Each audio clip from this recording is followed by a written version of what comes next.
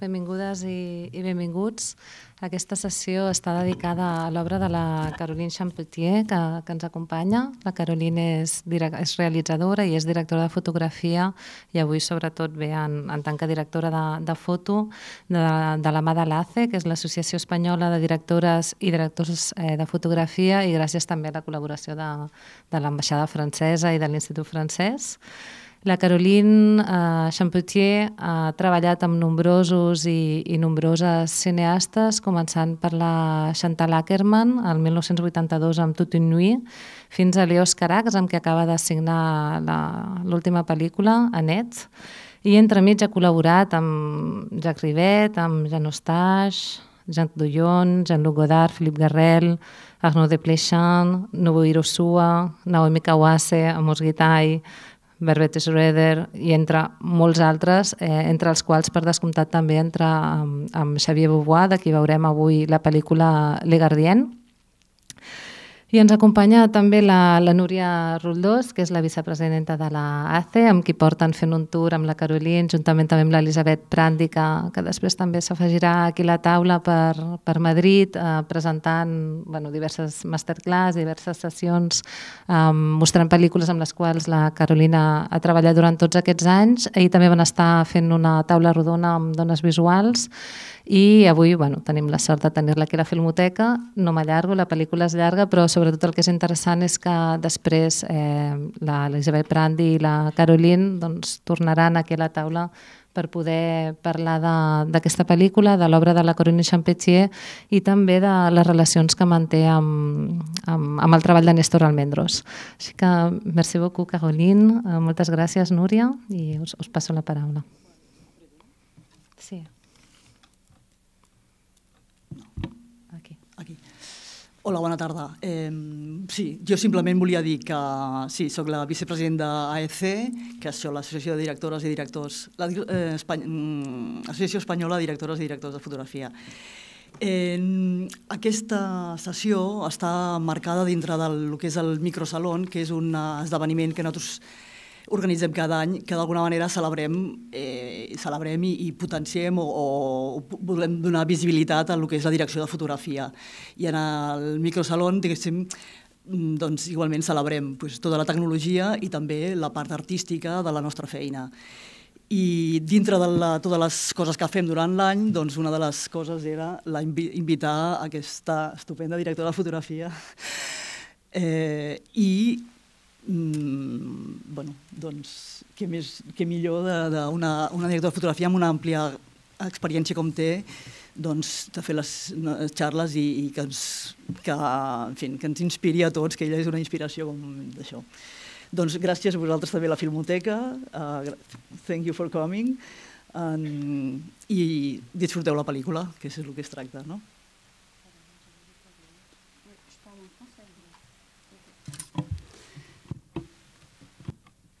Alors, bonsoir. Merci beaucoup de me recevoir à la Filmothèque catalane. C'est, je crois, le 6e film que je faisais avec Xavier Beauvoir. C'est un film sur les femmes pendant la guerre de 14. Et en fait, c'est un sujet qui était un sujet de Maurice Pialat. La productrice de ce film a été donc la femme de Maurice Pialat, Sylvie Pialat, et elle a proposé ce sujet à Xavier, pensant que ça pourrait lui convenir, ce qui est vrai parce que tout ce qui peut toucher à quelque chose qui est du côté du territoire français, c'est important pour Xavier Beauvoir. Donc, ça va? Bé, intentaré traduir, espero no deixar-me res. Molt bona nit, moltes gràcies, estic molt contenta de ser aquí amb vosaltres, la Filmoteca de Catalunya. Aquesta és la 6a pel·lícula que vaig fer amb el Xavier Beauvoir, relacionada amb una sèrie de dones durant la Primera Guerra Mundial, la Guerra del 14, i el tema d'aquesta pel·lícula ve de Maurice Pialat, i va ser produït per la seva dona, Sylvie Pialat, que va pensar que el tema li convindria a Xavier Beauvoir, ja que tenia a veure amb la qüestió del territori francès. Donc c'est tiré d'un livre qui s'appelle Les Gardiennes, d'un auteur, je crois qu'il y a eu un concours ou un prix qui s'appelle Ernest Perrochon. Doncs la pel·lícula és una adaptació d'un llibre que es titula Les Gardiennes i que crec que va rebre un premi Goncourt i el seu autor es deia Ernest Perrochon. Nous avons tourné en Creuse. La Creuse, c'est exactement au centre de la France. C'est la région de Limoges. C'est une région très grande, assez peu peuplée, avec une nature avec beaucoup d'animaux et une nature assez puissante.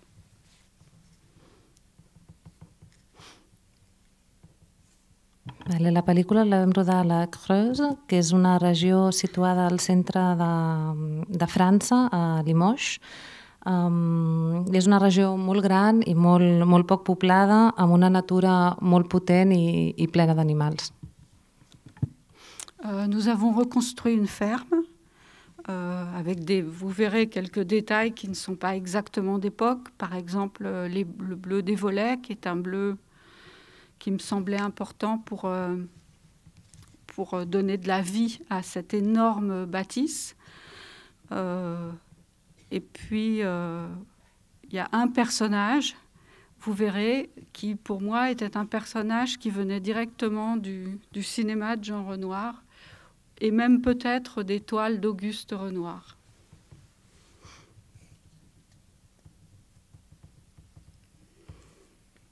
Per la pel·lícula vam reconstruir una granja i veureu que alguns detalls no corresponen a l'època, com per exemple el blau dels volets, que crec que són porticons, no n'estic segura, sí, diuen que sí.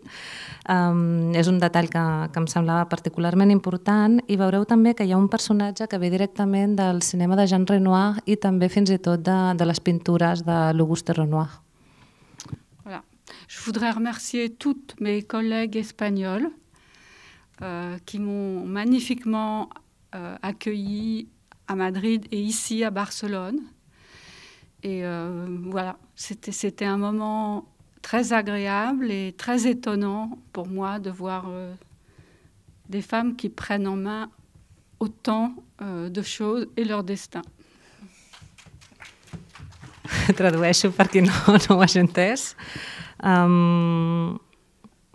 Moltes gràcies als meus col·legues i a les meves col·legues espanyols per aquesta magnífica acollida tant a Madrid com aquí a Barcelona, i he estat molt sorpresa de veure totes aquestes dones que prenen, tradueixo de manera literal, però que prenen en mà el seu destí i que s'ocupen de tantes coses. Merci beaucoup.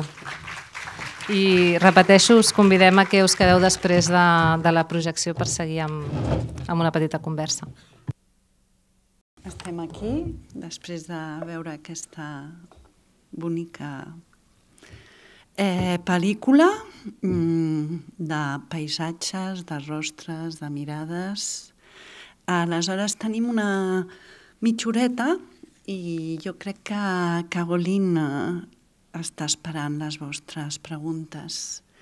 Je dis que c'est un beau film de regard, de visage, de portrait, de paysage, et que je crois que tu aimerais bien recevoir peut-être des questions, puisqu'on a une petite demi-heure, de voir un peu ce que les gens ont envie de demander, de dire. Je ne sais pas si quelqu'un veut commencer, oui. Oui. Oui, j'aurais bien aimé que vous parliez de la présence de la couleur bleue, parce que ça m'a vraiment marqué, à part une jupe rouge, un bonnet rouge.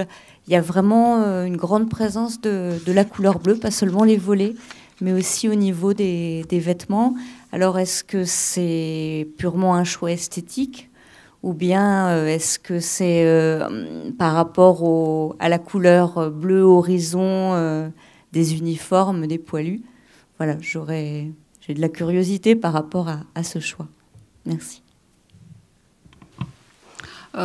Oui, absolument. C'est venu de la couleur de l'armée française à cette époque-là, qui était bleue, et à partir de là, c'était quelque chose qui structurait beaucoup l'image. En plus, les vêtements de travail, la plupart du temps, sont bleus. C'est comme ça, c'est d'ailleurs un peu toujours comme ça. Enfin, ça l'a été très longtemps en France. Donc, il n'y a pas tellement de bleu dans la nature. Dans la nature, il y a du vert, il y a du jaune, mais il n'y a pas de bleu. Donc, le bleu était quelque chose qui était un contrepoint fort de la nature, qui est quand même très, très présente dans le film. De acuerdo, pues sí, c'était la couleur des... Ai, perdó, ara tinc que parlar en català, sí. Era... Sí, no, clar.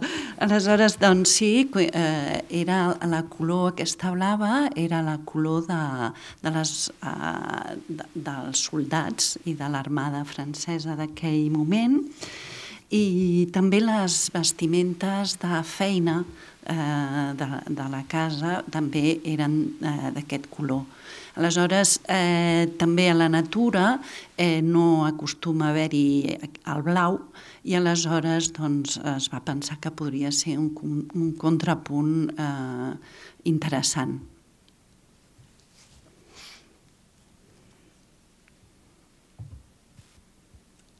Sí. Alors, je crois qu'il y a aussi, en continuant sur ce bleu-là, un peu de Van Gogh, peut-être. Oui, ça a été l'inspiration. Ça a été l'inspiration que m'a donnée Xavier tout au début. Je lui ai demandé s'il y avait des références esthétiques et il m'a parlé du jeune Van Gogh. Ça m'a étonnée parce que pour moi, Van Gogh, il n'y avait pas forcément jeune ou vieux, mais je suis allée chercher. Et effectivement, Van Gogh avait énormément travaillé sur un autre peintre français qui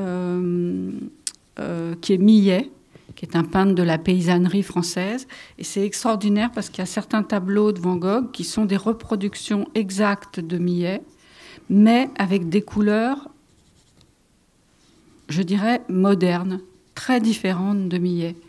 Et c'est peut-être aussi ça qui m'a encouragée à faire un film d'époque, mais avec une couleur aussi forte que ce bleu qui revient. Vale, sí, pues yo le he preguntado en relación a ese azul si tenía una relació amb Van Gogh i m'ha dit que sí, que havia sigut una inspiració que li havia donat el realitzador i que el realitzador també li havia parlat del jove i del jove Van Gogh, no? I aleshores ella no sabia que hi havia un jove Van Gogh i aleshores sí que va descobrir que hi havia hagut un treball del jove Van Gogh que es va inspirar moltíssim del pintor Millet. I aleshores doncs, havia fet quadres realment gairebé molt, molt, molt inspirats en Millet. Ah oui, c'est des copies. C'est vraiment des copies. Ce qui est extraordinaire pour un peintre aussi connu maintenant que Van Gogh. Il a commencé en copiant un maître qui l'a précédé, quoi. Si busqueu, veureu que són realment còpies de les pintures de Millet, que és curiós en un pintor tan conegut que no es conegui massa aquesta fase, no? dels seus inicis.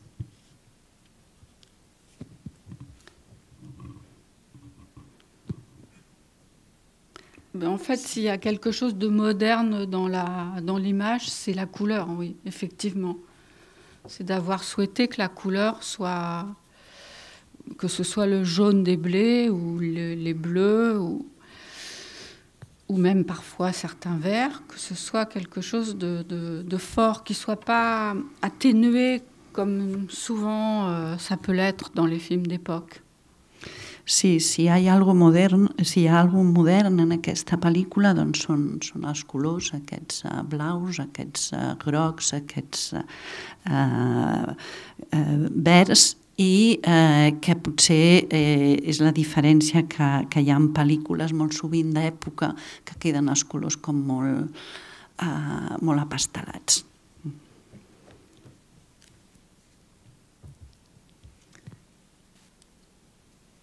Alguna... No us animeu a preguntar? Núria, alguna pregunta?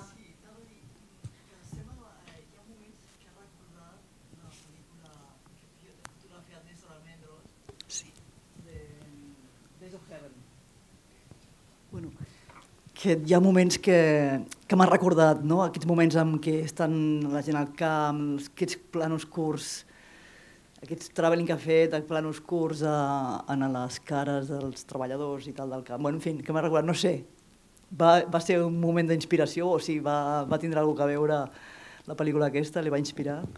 Sí, alors il y a des moments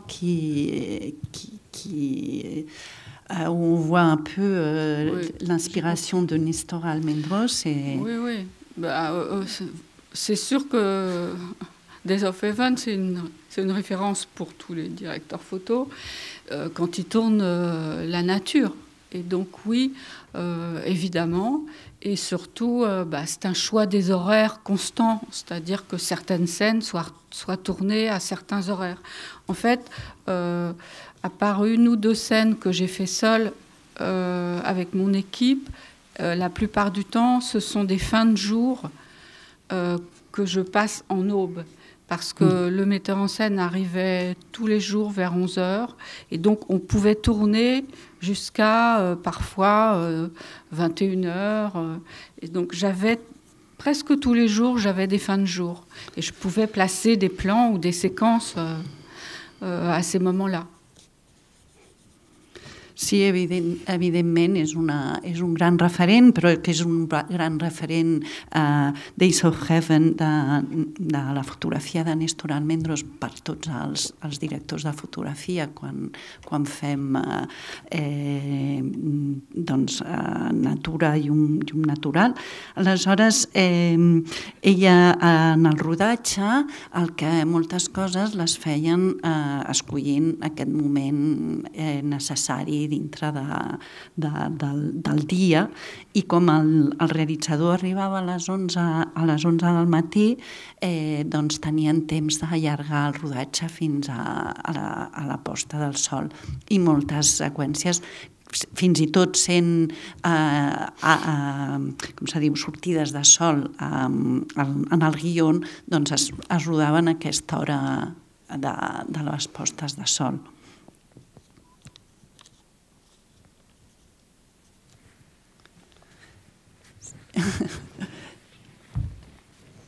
Alors, moi... Il y a quelqu'un qui... Sí? Ah, super. Hola, felicidades primero porque la fotografía me ha parecido espectacular. Quería a ver si era posible que nos hablase de las imágenes en las que están iluminadas con luz, con las lámparas de luz, porque creo que tienen mucha relevancia en la película. De noche, pues que nos hablase un poco de cómo había planteado esa fotografía, que me parece especial. Ok, d'abord, c'est une photo graphique spectaculaire et il se demande comment tu as fait sur le tournage tous les intérieurs avec les lampes, comment c'est un peu travaillé. J'imagine que... Les intérieurs, c'est un petit peu comme les Innocentes. C'est souvent des choses qui viennent en réflexion de l'extérieur et des sources intérieures pour relever les lampes. Mais je me suis bien servi des lampes qui existaient quand même. Sí. Qu'est-ce que je pourrais me souvenir exactement? Je traduis un petit peu. Il y a une chose que je veux dire, c'est que tous ces repas qui sont l'été, il fait encore jour. C'est la même chose en Italie. L'été, quand on dîne, il fait encore jour. Et ça, c'était très important pour moi. C'est pour ça que très souvent, il y a encore du jour derrière les fenêtres. Alors bon, c'est tourné peut-être quelquefois à d'autres heures. Mais j'ai toujours mélangé, en fait, des restes de jour ou de la lumière du jour avec les lampes à pétrole. Enfin, la plupart du temps, ça m'a beaucoup intéressé de faire ça. D'acord.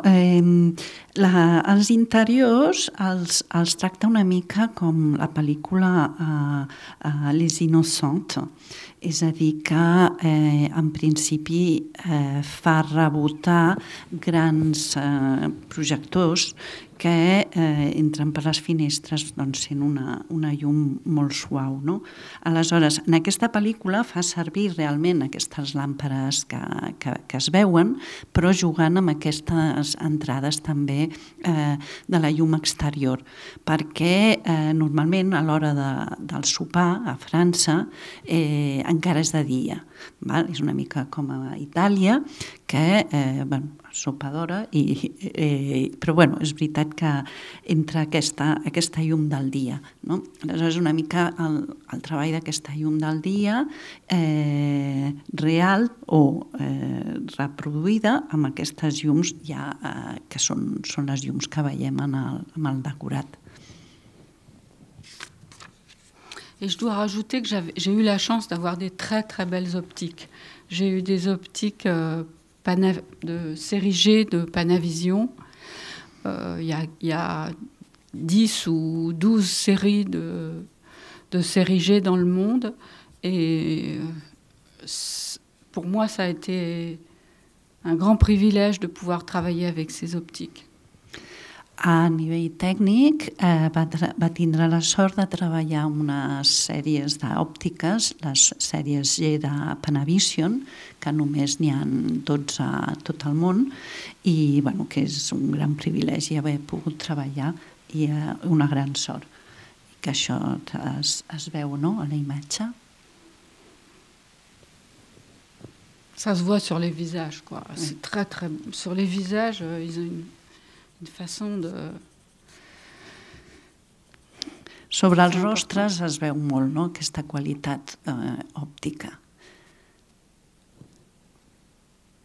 Bon, Ils sont très peu maquillés, hein, les acteurs. À part Nathalie Baye, et encore, elle est assez peu maquillée. La petite, elle n'était pas du tout maquillée. Et Laura Smet non plus. Les hommes, évidemment pas. Mm-hmm. Et c'est assez intéressant, ces peaux qui rougissent. Oui, alors, sobre aquests rostres ens diu que hi ha molt poc maquillatge, que simplement Nathalie Baye té una mica de maquillatge, les noies molt poc, no? Pràcticament. Elles n'ont pas les jeunes filles. Non, pas du tout maquillées. No tenen res de maquillatge i els homes tampoc. I aquestes òptiques li agraden molt per com donen les pells. I també aquest color vermellós, no?, de les pells a vegades, les couleurs un peu rouges, no?, des peaux. Oui, chaudes. Chaudes. Qui viennent à cause du soleil. Enfin, je trouve ça assez réaliste, là. C'est un truc qui m'a plu en le revoyant. Sí. Ça m'étonnait de moi de faire des peaux aussi chaudes. És una cosa que l'he estranyat al veure la pel·lícula d'ella mateixa, de fer pells tan calentes, no?, amb aquests tons tan calents, però que li ha agradat, no? Diu que és una cosa que troba que dona molt de naturalisme. C'est très différent des peaux des Innocentes, par exemple. És molt diferent. Très différent. molt diferent de les pells de les noies en el convent à Les Innocentes. Elles sont maquillées dans Les Innocentes? Pas beaucoup, je pense. Pas beaucoup très non peu, plus. Très peu. Vale. Très peu. Mais c'est pas du tout le même travail photographique, quoi. Il y en a un qui est très saturé en couleur, l'autre beaucoup moins. L'autre, il y a une grande ouverture des médiums, alors que là, les médiums, ils occupent une part tout à fait normale de l'image. Sí, ara ens està parlant i comparant doncs, aquesta il·luminació o aquestes llums a Les Innocentes i en aquesta pel·lícula dient que són molt diferents. No? Et c'est la même caméra. Hein. I és la mateixa càmera et pas les mêmes optiques? Pas les mêmes optiques. D'accord. La mateixa càmera, però no són... il y a un film en scope, il y a un film en anamorphique. Sí, ça, c'est en anamorphique. Sí, no són la mateixa càmera i no són les mateixes òptiques. I je crois, puisqu'il n'y a pas de questions, hein, je continue, je crois que tu... Ah oui, là-bas, bon, d'accord. Però la pots fer, Eli, la teva pregunta, si vols. Sí, no, després pregunta tu ja. Perdó, perquè he arribat tard i potser ja ho heu parlat. Disculpo si és el cas. Volia preguntar-li, quan inicia un projecte, com són les seves primeres visites als espais, a les localitzacions, no sé si és una cosa que heu parlat.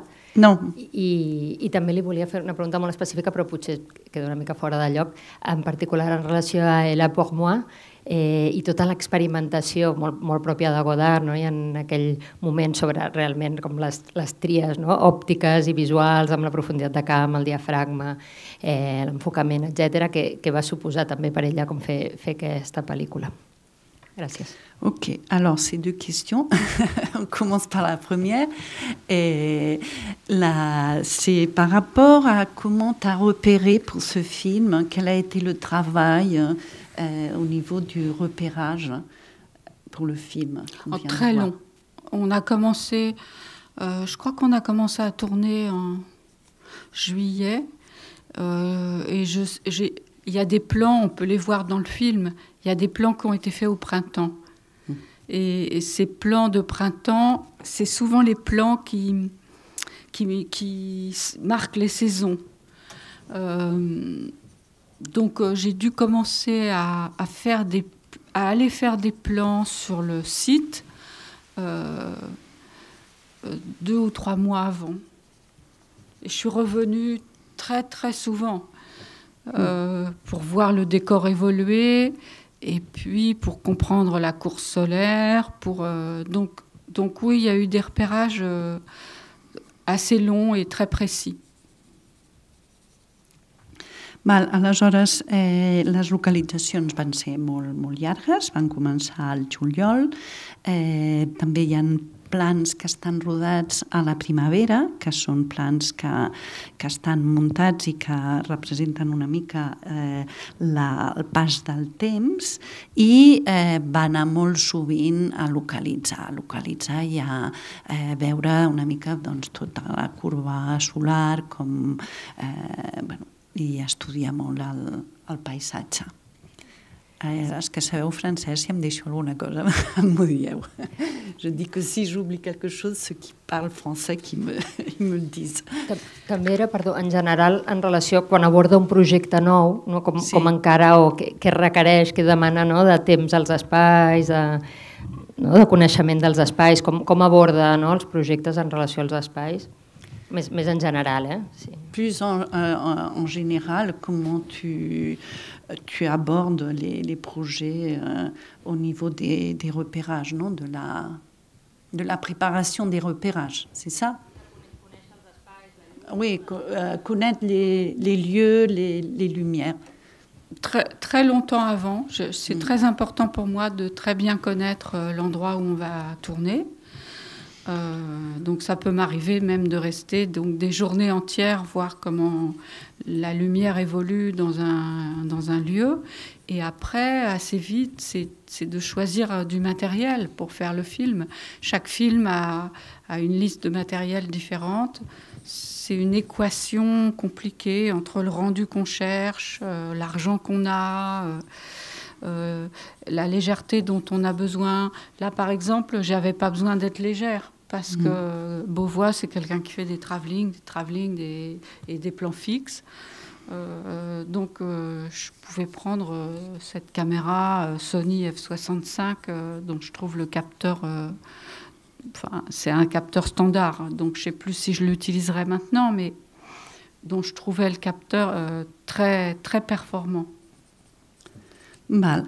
Aleshores, bueno, va molt abans a localitzar, a vegades es queda tot un dia en aquell espai per veure com va evolucionant i a partir d'allà doncs, realitza els llistats de material segons les produccions, llistats més grans, més petits. En aquest cas, en aquesta pel·lícula, com que aquest realitzador fa molts travelings i utilitza material, doncs va ser una llista doncs, bastant extensa. Va utilitzar la càmera Sony F65, que té un capteur standard. Oui, voilà, c'est ça. Je vais essayer de trouver. Un sensor. Voilà. Un sensor standard et que je crois que tu aimes beaucoup pour les peaux. C'est-à-dire c'est un très très bon capteur. Et pour la couleur, bon, mais c'est un capteur standard. Donc aujourd'hui, on aime bien avoir des grands capteurs. Que ara ens agrada tindre sensors molt grans. Sí. Mais je dois dire une chose, c'est que concernant les essais aussi, c'est que je suis très souvent donc descendue avec une caméra. Il y a même, dans le film, il y a même parfois la série G n'était pas disponible et j'ai fait des plans d'essais avec une série T. C'est des énormes optiques anamorphiques.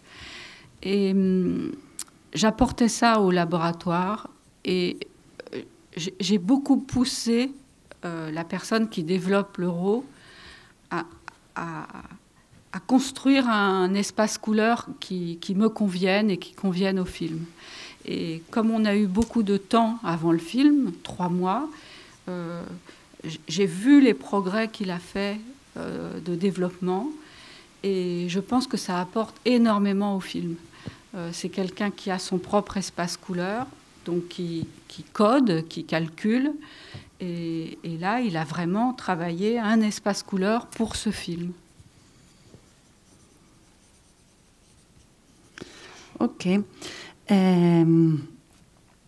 Que t'he que dir que baixava molt sovint en aquesta regió amb una càmera. No sempre tenia la sèrie aquesta que ens ha comentat abans, anava amb una sèrie T, que són unes òptiques molt més mazacotes, no? I aleshores anàvem fent proves, anava rodant i en el laboratori la persona anava buscant tota una paleta de colors, no? A partir d'aquestes proves. I aleshores, doncs, després de 2 mesos van trobar una mica aquesta paleta que els va convèncer per seguir treballant. 5 minutes. Combien? 5 minutes. Bon, si je peux dire quelque chose que je pense sur le travail de la couleur aujourd'hui, c'est que beaucoup de laboratoires ne se cassent pas trop la tête justement pour développer les images. Et qu'on a tendance à étalonner avant d'avoir développé, c'est-à-dire trouver des luttes, faire des tas de choses compliquées avant d'être absolument sûr de l'espace couleur dans lequel on travaille. Et je pense que c'est à nous, directeurs photo, de pousser les laboratoires à travailler, je dirais, de mieux en mieux, de plus en plus sérieusement. On voit bien dans les films américains, on voit bien que les laboratoires qui font de la recherche et du développement sont plus forts que ceux qui n'en font pas. Sí, diu que una cosa que vol comentar actualment és que hi ha molt poc de treball de laboratori de treballar aquestes imatges que s'estan gravant actualment amb aquests sistemes i de trobar a l'espai de color. No? Moltes vegades doncs, no hi ha aquesta búsqueda de realment aquesta gamma que diu que els directors de fotografia tenim que lluitar perquè en els laboratoris, en els llocs on es treballa el color, es faci el treball més complet amb aquesta recerca, no? de la primera imatge i doncs aquesta diferència a vegades es veu amb el cinema americà, amb què sí que es nota que hi ha hagut tota aquesta recerca prèvia i no s'ha anat tan ràpid, no? A l'hora d'exposar ja la pel·lícula acabada. Bueno.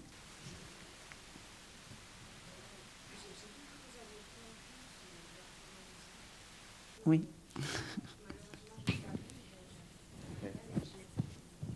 Pas vu. Et je voudrais savoir comment vous avez pensé la lumière et comment vous avez les encadrements, comment vous avez pensé, si après vous avez eu ce que vous vouliez dans le film. C'était un film... Je traduis un petit peu.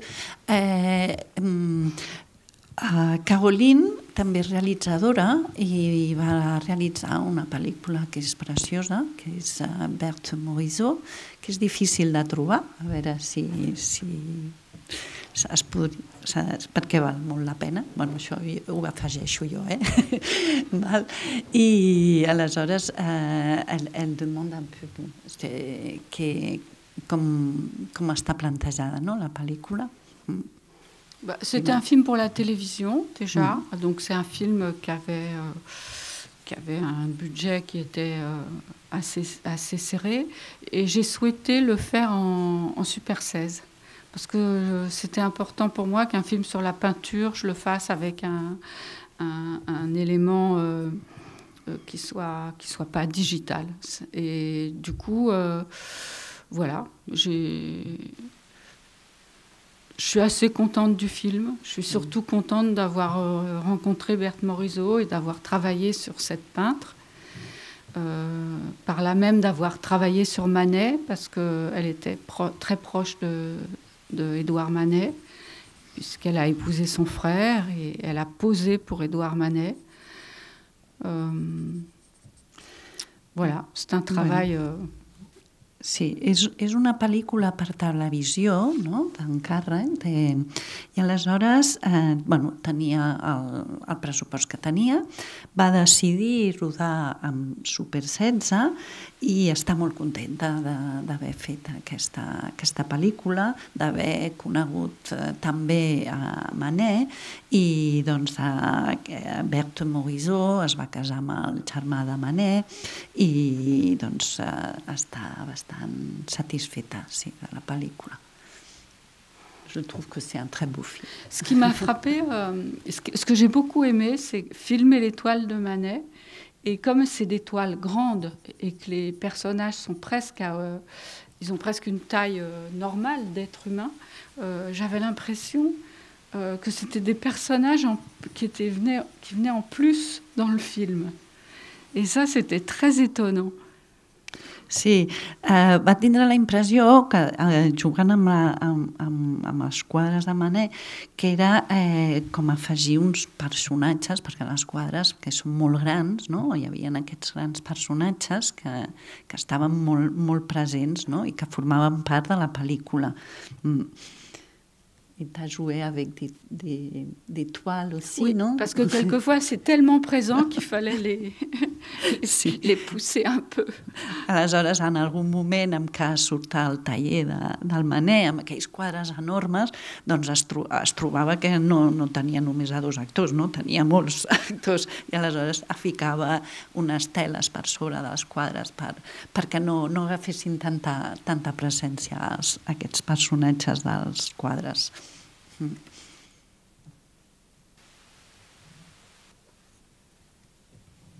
Bon, là-bas, une petite question.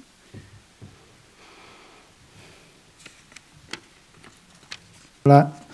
Mira, quería saber cómo se estructuró el rodaje, cuántas veces fueron a rodar, y luego que nos hablara un poquito de la relación con el director, cómo se planteó el rodaje, si estaba muy definido o hay más improvisación.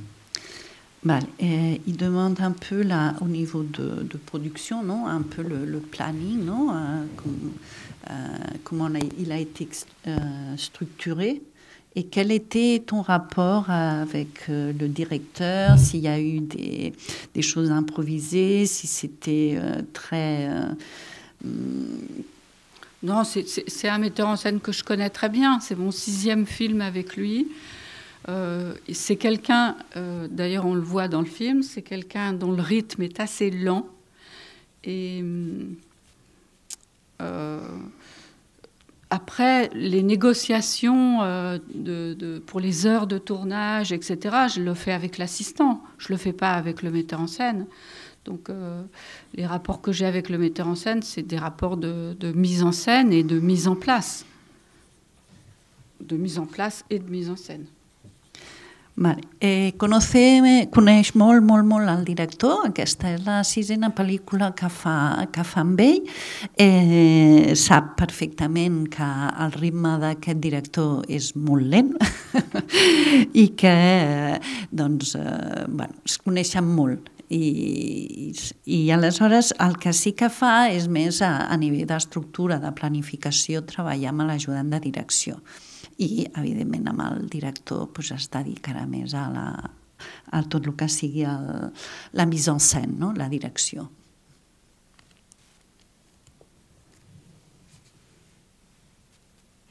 Bueno.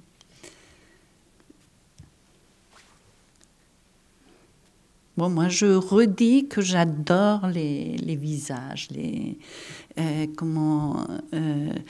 les doux cadrages, parce que je trouve qu'en plus d'être une merveilleuse directrice de la photo, tu es une merveilleuse cadreuse, avec des mouvements de caméra très, très doux, très... J'adore. Bon. Dic que, a més de ser una directora de fotografia meravellosa, trobo que treballa molt bé aquests primers plans, no? I que també una cosa que trobo en les seves pel·lícules, perquè sempre porta la càmera, que és que porta molt bé la càmera, no? I que hi ha uns moviments i uns reenquadraments que trobo que són molt bonics, molt perfectes, no? Que m'agrada molt el seu treball de càmera. Je redis que les optiques sont très importantes. Oui, mais il faut quand même... mais non, mais c'est vrai. Hein. Oui. On peut pas... Bueno, diu que les òptiques són molt bones, sí. Sí. Oui, mais il faut savoir les utiliser et leur donner vie. I cal saber-les utilitzar i donar-les vida. Dans l'église, par exemple, c'est très... On voit que c'est vraiment belles optiques. Quoi. Oui, dans l'église, es veu que on voit les fonds, comment les fonds sont traités. Que es veu que els fons són... com aquestes òptiques donen aquest caliu, aquesta textura als fons, no? I jo afegeixo que en els planos aquests dels retrats a l'església, que la càmera, com es mou d'una cara a l'altra, és realment el que és maco. Mais l'anamorphique, c'est beau. Hein. L'anamorphique, c'est bien fait, c'est beau. L'anamorphique és, maco. quan està ben fet. Sí, sí. Merci. Val. Bueno, pues ja està. Moltes gràcies per haver estat aquí. I així és. Avui és l'últim dia que estem després d'aquest periple i ce voyage qu'on a fait avec toi, non? De Madrid à Barcelone, c'est la dernière séance. Ça a été un peu marathonien, non? Ha sigut una mica una marató, no? Però... Merci beaucoup de votre accueil. Hem disfrutat molt. I res, moltes gràcies a tots vosaltres per haver estat aquí en aquesta projecció. Merci.